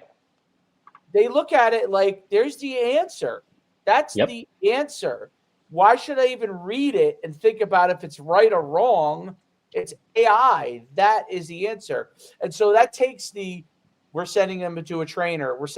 This is taking it to a level that is far beyond even the Gen Z level, who struggles with decision-making and their own. So I don't know, like, what can be done to start to infuse it, because I just saw a couple of guys talk about this the other day. I saw Glenn Beck talk about it. I saw a couple other guys talk about it. Like, what are we as human beings going to be? Like, what are we going to define? What is a human being? What actually is a human being? We have to figure out what we want to be as human beings, because a lot of things are going to end up being done for us, especially, I mean, I'll probably be long gone 35 years from now, or 40 years from now, but 40 years from now, I mean, I can't even imagine. Wild. Derek was alive and well. We talked to our parents. At this point, It was 20 years. It was 20 years ago. Like, we didn't have maps on our phones. To be able to, if I would have told my parents 20 years ago, like, hey, in 20 years, to get to our kid's game, or last night my eighth grader had a basketball game, and our school streams it on YouTube, and my parents are like at home with YouTube on their TV watching my eighth grade son play basketball 2 hours away. They're like, this is wild, it's a very different world, and it's a world of convenience, but we have to still teach people. Like, I always tell my kids, hey, could you do this? No, you're not helpless. Like, you can figure it out. And we have a rule in our house: if you can do it yourself, I'm not going to help you. Now, I might, just out of the kindness of my heart, like every now and then, but for the most part, no, you're not helpless. Figure it out. Be a problem solver. And by the way, I've got to run just a minute. I've got a call. I found it to be very, very. It has to be taught over and over and over again with kids, and young kids you're coaching. I'm sure it has to be taught over and over again with even high school kids. But it's I had this conversation with my son. I said, I learned to tie my shoelaces at 5 years old. That was a requirement in kindergarten. It irritated me so much that the school does not bother teaching. I was like, what do you mean they would teach you to tie your shoelaces when they were in kindergarten? Because every kid came in there with Velcro, you know what I mean? Up until they're like in third grade. Well, they're all figuring out how to tie their shoelaces at 8. Derek, you're not there yet. You will be. Wait till this. Like, I was shocked that they didn't learn to tie their shoelaces in kindergarten. Oh, yeah. So we live in a world of convenience, but like getting better is never convenient. Figuring out how to unlock your potential or be something in the world is not convenient. But my thing is and I've got to go in just a couple minutes. I've got a call. Yeah, well, let's go. But the American dream, I think, is actually the pursuit of comfort. Right? So how can I get the nice house and the nice neighborhood and remove all hardship from my life, and then wonder why, like, I get a nail in my tire, like, oh my gosh, why is everything falling apart? Why is life so hard? Like, this is why cold plunges exist, because our lives are too easy that we have to go sit in a cold plunge, like, to feel something. We need, it's like, oh, adversity. Yeah, I love that. I'm gonna have to quote that one. That's why cold plunges. That's great. That's awesome. This is my adversity. Yeah, that's funny. That's crazy. You got out of a cold plunge, sat in an infrared sauna, put on your essential oils, and went and sat at a desk all day, like, which is fun. Like, jobs are jobs. Like, we have to have some type of hardship. Like, we're made for overcoming hardship, so we have to be doing hard things consistently, not avoiding every hardship in our life. I'll let you go on this. The American dream. I was just in this discussion yesterday. I do this conservative political show. But it's not about what the stance is. We had this discussion that I said, the American dream, people think that it's what you said. It's about convenience. It really was like, hey, I have a job. I got my little tiny plot house. Like these, like, what do you think the houses were in 1800? Right. Like, they were like little cabins, and it wasn't like their life was going to be easy. It was like, I got a chance to do something and have my little piece of the whole pie, right? Somehow it's become what you just said, which you nailed it right on. Like, the American dream is convenience. I'm like, what? Yeah. Like, it's not. We want everything to be easy. Yeah. Right. It's like, great. But again, like, being a great leader or winning a championship or figuring out what's possible in our careers, like, none of that is convenient or easy. But this is why everyone think, if I just take this, then I'll be this. I'm like, no, like, there's no quick fix. Like, the work is the work, and you have to have patience and perspective. And if you can't just stay in it, I love a quote I heard recently. I don't know who said it, but it's like, the man who loves walking will walk further than the one who loves the destination. It's like, you got to be about the process. Like, goals are great, but they're not fulfilling. It feels good for a second. If you've won a state title, you're like, that's awesome today. But now I have to start over because like that wasn't actually fulfilling. It was awesome. It wasn't a bad goal. It's not that I shouldn't have wanted that thing, but I have to put goals in proper perspective and just take the next step on the journey, and the next step on the journey, and the next step on the journey. People don't realize that championships are a strange feeling when you've won them. You win a championship, and as you're walking off the field, okay, now it's different when you're in a 50,000 seat stadium, but it's still the similar feeling. When you're in the room by yourself, you actually think to yourself for 1 second, you go, I guess that's it. That's what it is. You feel it. You feel what it's like. It is euphoria. And then it's over. You're a regular person. And then it's what am I going to eat for dinner? Right. That's it. People don't realize it what it is. No matter what championship, small, big, or 100%. different. Yep. It's the similar. And same with a promotion or getting a job or whatever. Like landing your first client. Like it's all the same. Like they're not bad things, but they're not fulfilling. Like it's part of the process. Billy Donovan wins 2 back-to-back, and he's like, I'm depressed.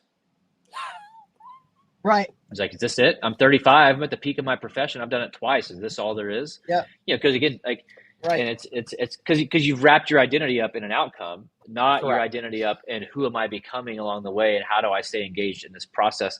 Yep, that was one step in the process, but that's not the ultimate outcome. It was just an outcome. I still have a long ways to go to figure out what's possible for me, for my career, for my potential. No doubt. Listen, Kevin, it's been Kevin, great thank you enough, on. man. I mean, I can't thank you enough. Yeah, absolutely. Loved really fulfilling. So thank you so much, man. I really appreciate it. Absolutely. What's your Twitter again, Kevin?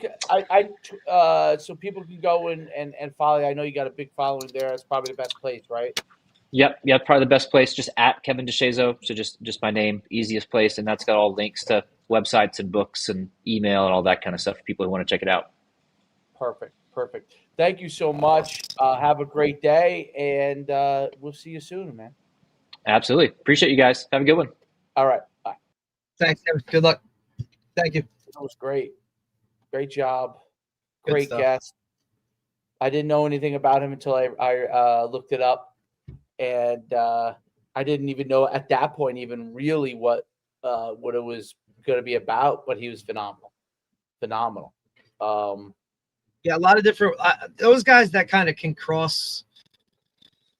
You know what I mean? They can, sports or business and all those kind of stuff when it comes to the leadership aspect. Like, you know what I mean? Like, I just think those guys that do or are in kind of multiple, I mean, it's all leadership, but different, they've hit on different age levels or, size of, whether it be sports or businesses. Like, I think their perspective is unique to itself. And I think it can benefit everybody when we talk to look, leadership is leadership, whether it's sports, whether it's business, you know what I mean? Like it's across the board. There's no doubt you're home. There's plenty of different things and that you have to deal with. And it's very, very interesting stuff. Like it doesn't matter whether you command 2 people, a person, you work with a person, there's leadership involved in a lot of aspects of what you do. Absolutely. And it's funny the discussion on the American. We were just talking. We went on a tangent on the conservative show last night, and it was started out in politics, but it went into this like thing about the American dream and like how like somehow it's got conflated that you had to have everything in this American dream. Like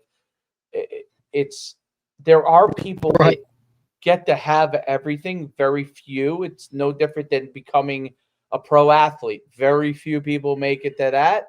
Very few people get every part of the quote unquote American dream.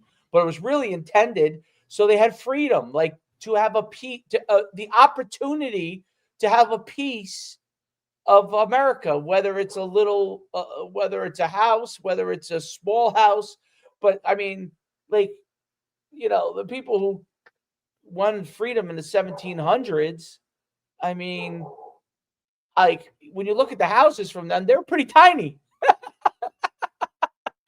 So I And mean, those people, like, they just wanted that little piece. You know what I'm saying? And that was everything to them, right? Like, and now it's, oh, well, that's not good enough. Or it's, look, and it's also, again, back to like social media and the awareness and seeing so many things and the comparison type thing. Like, everybody's always comparing. Like, man, I mean, we just talked about it with, the coaching world. Like, some guys don't want to be head coaches. Some guys don't want to go bigger or better than high school. You know what I mean? Like, it's about self-awareness and self-fulfillment, not fulfilling what it is for everybody else. That's, what it really comes down to. Absolutely. And it's very like AI is, I saw a couple things on this. I didn't think about it this way until I saw, like, Glenn Beck happened to have a podcast where he addressed this, and a couple other people did.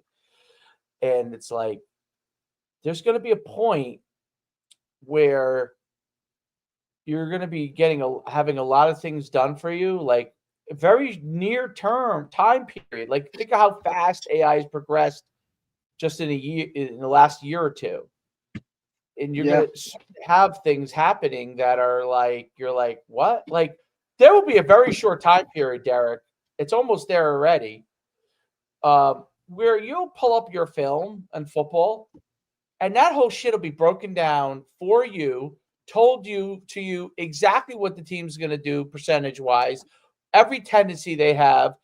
You can map out a perfect quote unquote game plan based off it's of going to do all of it for you. Based off of their history, right? And you know what the great coaches may end up being down the line? The guys who can actually change certain things from week to week at the same time that they have their staples.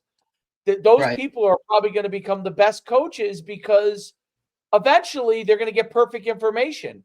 Right now, even though it's still human beings analyzing it, right? If me and you were on the same defensive staff and we were responsible for building a game plan and we did a really good job, but we happened to miss something, well, a team could exploit us if we happen to miss something, right? Well, eventually we're going to get all that information, but we're not going to know what the coach can come up with for the week upcoming. You know what I mean? So, that's where like, I think guys like Lane Kiffin have thrived, because in college he has all these like little wrinkles every single week. You know what I mean? Like, every single week he's wrinkles that he does off of his main offense that you're like, oh man, you know what I mean? And it hits, and it's a changer. And in these close games, it obviously makes a difference. One touchdown. So, I agree. But it is so interesting. Like, eventually you're going to walk in, the head coach is going to be like, Johnny AI spit out our game plan for us. Right.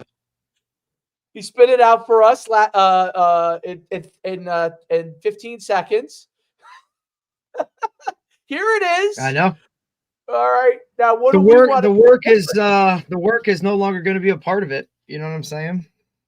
I mean, listen, it's already changed for high school with huddle, right? Yep. I mean, we used to come in for hours on a Sunday, hours on a Monday.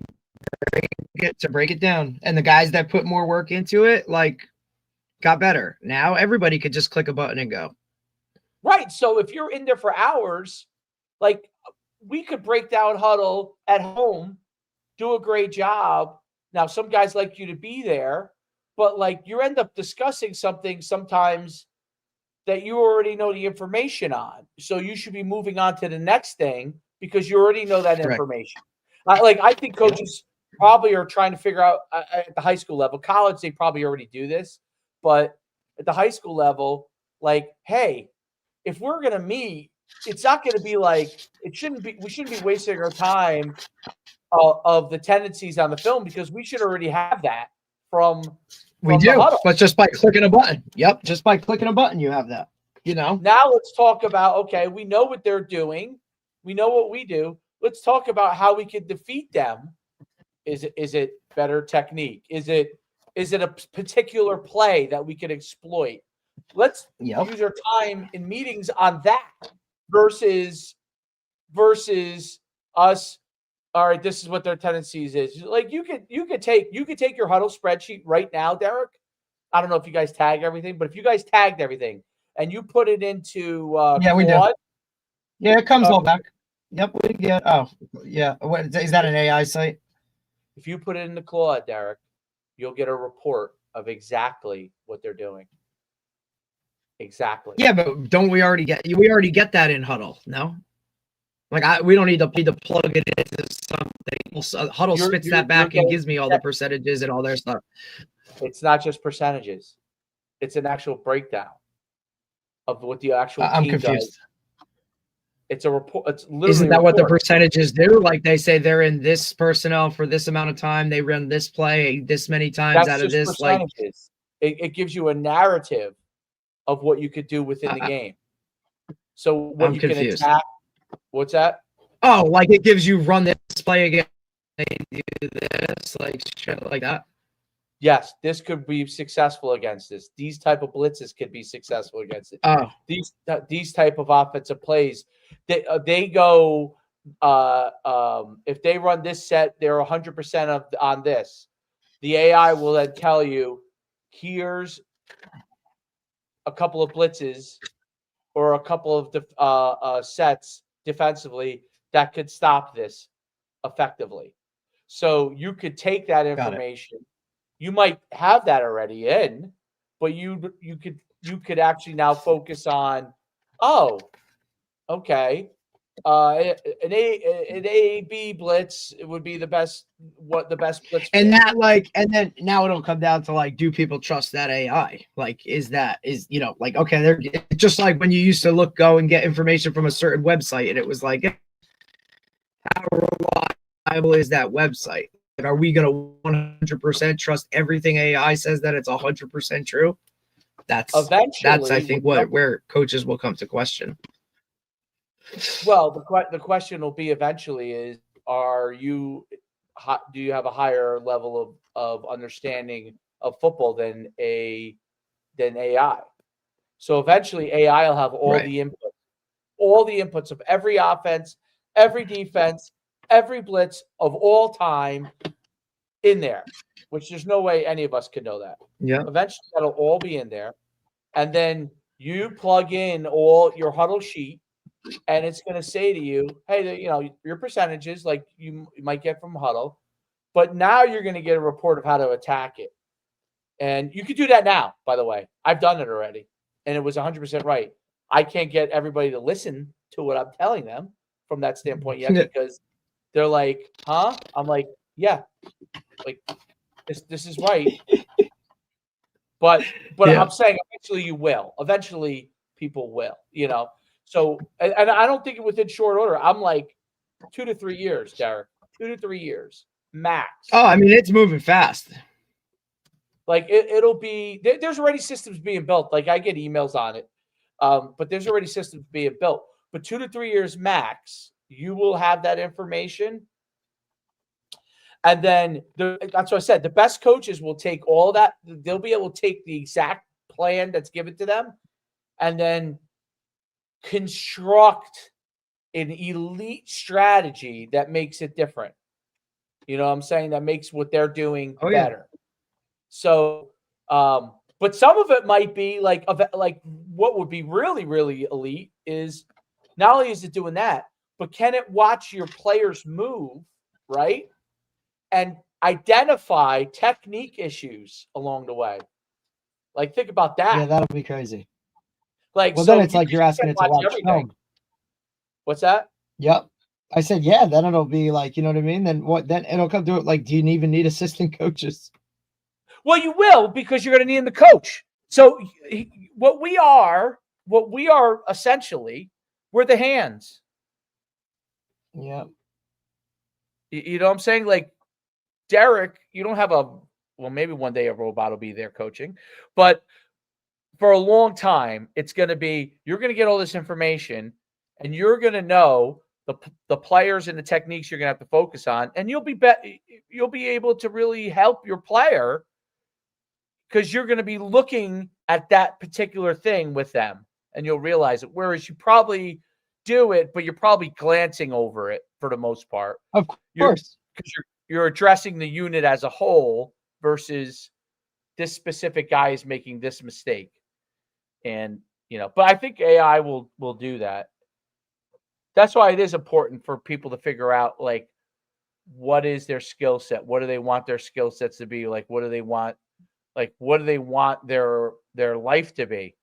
You know what I mean? Because there's some guys that love the fact that they were the brilliant one, right? Like, absolutely. I'm sure there are guys that watch the film and love the fact that they're the one that can figure out what nobody else can figure out. So when that's taken and now they're not going to have that opportunity. Yeah. That's going to be taken away. You know what I'm saying? So if that's taken away, I think what won't go like your coaches are already getting this information, like percentages, like they already have analytics, right? Run this play, don't run this play, run this. Their job is going to be how good are they able to take the analytics and make a decision from that will help the team as like a field general. Like you're really a field general, right? Like when America goes to war right now, I'm sure America knows all the scenarios that can happen, right? They probably already have all that in military. We don't have that as coaches, but in the military you have it, right? You don't drop a bomb without knowing everything about every single place that you're doing it in, almost. But the guy, what you don't know? Well, you have those eyes, but here's the issue. The issue is when you go between buildings, right? So your technique matters when you go between buildings and you're in hand-to-hand combat. That still matters. Like that's still an issue. Oh, yeah. That issue is not going to change. Boots on the ground, buddy. The boots on the ground is not going to change. 100%. The tactics overhead, like I'm sure they could say, hey, we're going to attack here, here, and here, literally from up high, and it communicates down, and then how well they can execute that is still going to be an issue. Or call an audible, right? How well are you going to all of a sudden you get bombarded, and how do you audible, in that situation? So I don't know. It's interesting because I'm sure in the military they have so much information. Like, can you imagine the information? Oh my God, probably too much. Can you imagine? They must have decision systems too that say this scenario. I think you have to, otherwise you just wouldn't be able to just. I mean, how do you get through all of that? Or if you're taking that many things into account, like, like how are you really like? Okay, I'm 100%. Like this is what we're. You know what I mean? Like it's just. It all becomes a numbers game. Look, we see that argument already with guys that base some of the decisions off analytic. Well, the numbers said do this, but my gut instinct said do that, right? Like it's our battle with that back and forth. So it'll just be some. Obviously, I like a lot of information, and then I'll make the choice off of it. You know what I'm saying? But sometimes that can just only add to the confusion when you're like, oh my gosh, things have to get to this decision. Like. I wish there was less so I could just make it and, go like, but who knows, man? I mean, it's a whole different beast. Yeah. Yeah. Well, that always becomes in football, the issue with like where guys basically take points off the board. They don't take the damn field goal. I don't understand that. Like early in the game, like why wouldn't you take the field goal? Like just take the field goal. It's not, you don't even know what's going to happen in the game. Take points. You're never going to score. You may never score again. So, like, they may not score either, right? So you win 3-0. But guys take the points. They won't. They will just go off the analytics and go for it, and then all of a sudden it comes back to haunt them. Like that's why you do have to look at it, even though you're getting close. You're not getting perfect information. You're getting close to perfect information. That's the scare. Oh, yeah. That's the danger in sports, right? You're not getting perfect information. You're getting close. You're never going to get that. Right. So that's the whole. So even if you got it to 98%, there's still 2%, right? So there's still a percentage that things could go a different way. And there's still an element of chance because it's human beings playing the sport. So that's never going to change. Like it's, how many times does a punt get blocked? Does a snap get mishandled? Like, by the way, that's why sports, I think in the AI world, sports and anything that has some level of chance to it is only going to become more and more and more popular over time, because we're going to have less things that have chance. You know what I mean? There's going to be way less things that have chance. So football, basketball, golf, baseball's hockey, already in it.